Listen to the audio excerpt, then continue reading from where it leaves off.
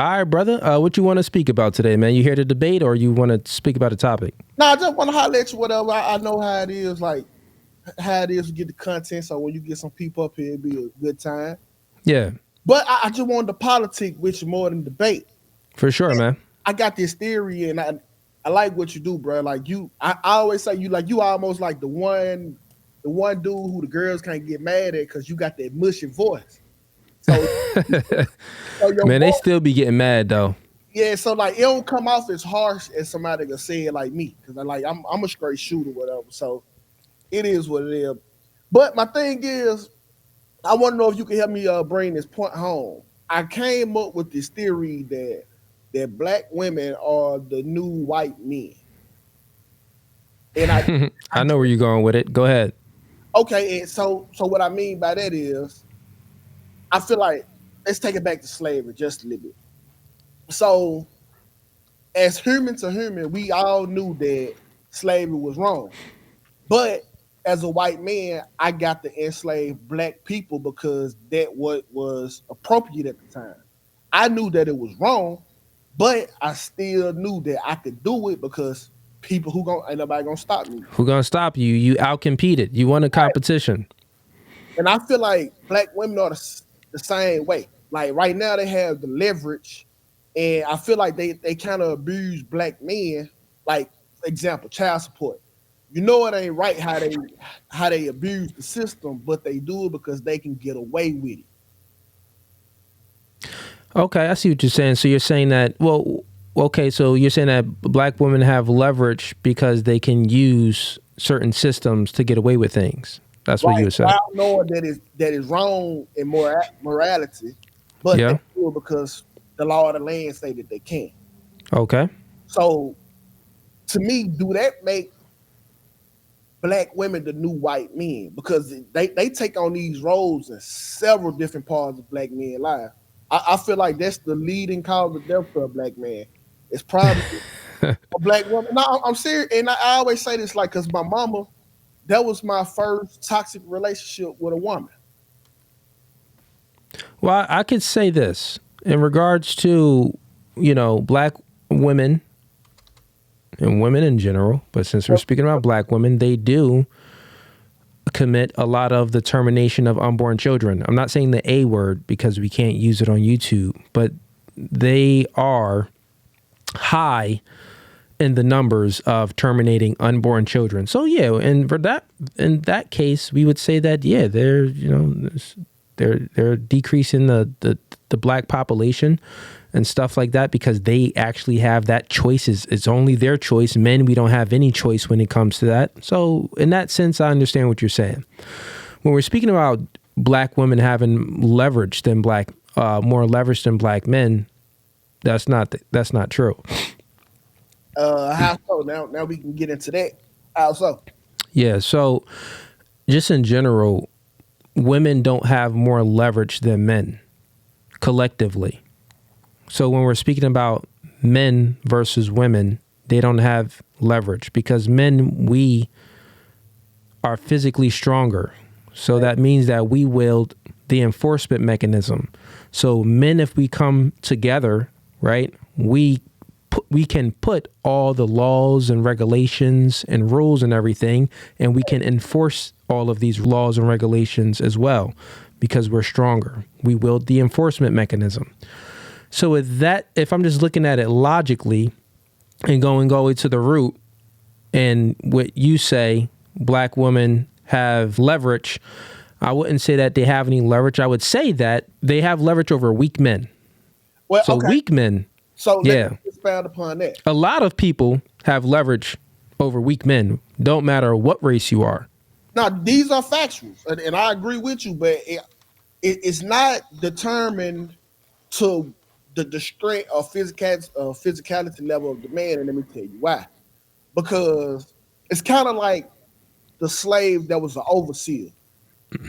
I It's not that we were scared of the slave that was an overseer. Is that he had the back and the master, and He willed it. I get what you're saying. So, and that's what I mean.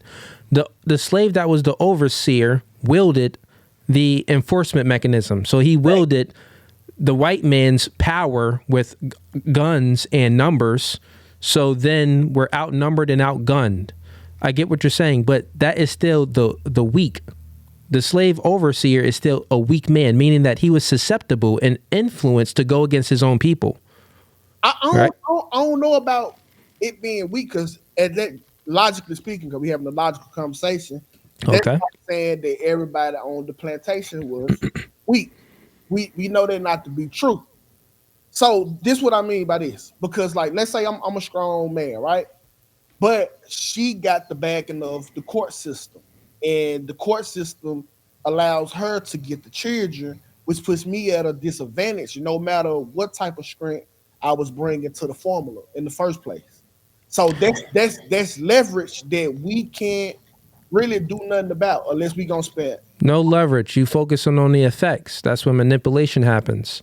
You chose to sleep with that woman unprotected and have a baby by her. So the onus, you know what I'm saying? So this the thing. We all have choice.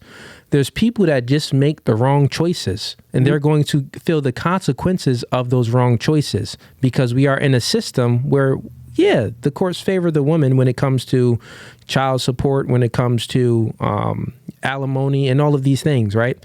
So the courts is going to favor the woman when it comes to divorce. That's what we're pretty much talking about.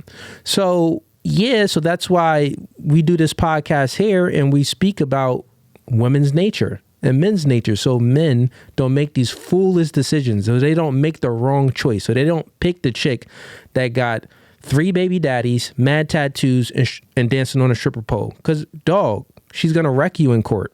All right, my boy, check this out. Let's take the court side of it. Let's take the woman who also has leverage in the situation, police. And guess who shows up? Men. Manipulates the cops, say, hey, he hit me. My choice don't even matter at that point if I touched her or I didn't. She manipulated that, and that's leverage. Femininity is leverage. And we all love a feminine woman. We'll die for them, go to war for them. But she can also weaponize that. For sure. Anything can be weaponized, my dear friend. What I'm trying to get you to understand, I understand what you're saying. And you're looking at it from the reactionary standpoint, right? You want to be proactive. So I encourage men and women to be proactive, so you don't have to go through the things that most people went through. So you don't have to go through all of those consequences. So yeah, that makes sense. If you choose a chick that's going to call the cops on you and lie to you about they making up a story and all of this stuff, which many men been through, right? It's like, my dog, you chose the wrong chick. And you know what, though? I ain't gonna lie, my boy. From a reactionary standpoint, though, we know that things favor women because we built this society to protect women. See, but at the same time, like, the process of vetting a woman, especially in the beginning, it's almost impossible, because when we first meet, I'm getting a representative of this woman. All right, and everybody was like, you should have chose a better chick. But like, from what I thought I had, she was straight up. She was an A1 chick. But then one day she flipped shit. Her neck turned all the way around. Changed. Yeah, changed. And you count for that change. You don't know when it's gonna come, if it's gonna come. And these are the this excuse in your line of reasoning is the same excuse and line of reasoning that women make when they meet a man that, sold them a dream and said that, they were going to be in a relationship with her, but he's just clapping cheeks and got her in sex zone only. This is the same excuse that women say that, well, he was good and the vibes is all great, but then he turned into a narcissist, right? So these are all reactionary things, meaning that you go ahead and make a choice and then you feel the consequences of it. So now you have to react to it to try to figure things out instead of being proactive. So it limits the consequences that you will experience, and you don't have to be so reactionary to try to figure things out. So I would say to you, my dear brother, is the same thing I tell the women. You want to go ahead and look at the nature of women. What is the nature of women? What do we know about women? We know that women are hypergamous. So that means that they're hard to satisfy. They look for quality over quantity, right? We know that the nature of women, that they're very susceptible to outside influences, meaning that if you have a woman that went through a whole lot of things, that means a lot of things influenced her. She went through stuff with her ex. She was raised in a system or maybe without a father. And she had a whole lot of things that influenced her, that programmed her thinking because she's so susceptible. So if you choose a woman like that, well, you have to deprogram her in order to get her to follow your lead. So you want to try to mitigate risk. Right. Yeah. So in that standpoint, you want to mitigate risks. And that's when you're looking at it to being proactive. When you're looking at it proactive, you're mitigating risk. When you're doing things from a reactionary mindset, you're like living in la la land almost. Yeah. You're just like, well, let's blowing in the wind. It's all about the vibes. Maybe her beauty blinded you, so you really couldn't see the truth. Maybe the woman didn't see the truth in the man because what he said blinded her, so she couldn't really see his actions. So I get what you're saying though, man. No. It's cool. Like, this ain't I'm just trying to help. Because I know how you talk through situations. I was just trying to land that point in my head. Yeah, no worries. I'm straight. I picked the right chick.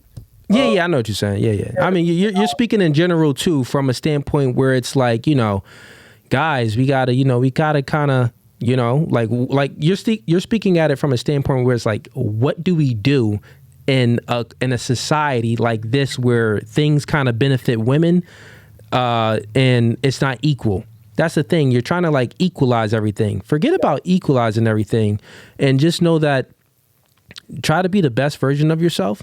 And speaking to the men out there, try to be the best version of yourself. And it's like this. Competence leads to accomplishments, which then leads to true, genuine confidence.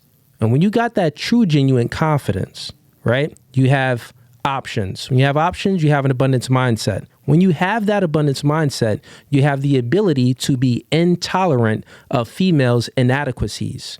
Most men don't have an abundance mindset, so they'll tolerate a lot of BS from chicks because they don't have any options. The other thing is that a lot of men that was raised from a single mother, their mother imprinted their worldview onto their son. So then the son wants to save a woman, right? He want to save a hoe. He want to save a chick because what he's doing is just pretty much projecting onto the woman from what he's seen in his mother. So he's seen that his mother went through things and she was struggling, but I still love my mother. So, yeah. But then you project that onto the woman you dealing with and you're like, well, yeah, she, she came from, she didn't have a father, she's in the hood, but she cute, but I love her. I see her like I see my mother. No, my nigga, that chick isn't your mother. And that chick is a chick that you need. It's crazy. Like, you don't choose that chick.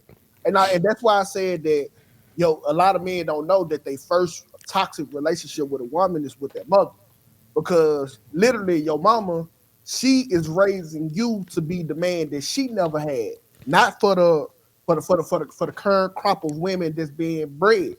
So exactly opening up doors for sex and red, basically. Like, they don't want they know, you know what I'm saying? Like, she was teaching me to be a gentleman for a Glorilla, and it just wasn't. But my mama should have looked at the state of the game and be like, okay, listen, this what I need to get you up to par for these type of women and not the traditional women that was dying out like dinosaurs. Yeah. I feel you, brother. But listen, 2K, I appreciate the support, man. Appreciate you for calling in. Good conversation. I'll have you back, brother. I'm going to go ahead and get to the next caller, okay? All right, bro. You take care, man. Appreciate you. Have a blessed one, man. All right, chat. Go ahead and get the likes up, man. Everyone that's tuning in right now, go ahead and like the video. Get the likes up now. So if you like that clip and you want to watch more, click right here. But if you want to watch the full episode, click right here.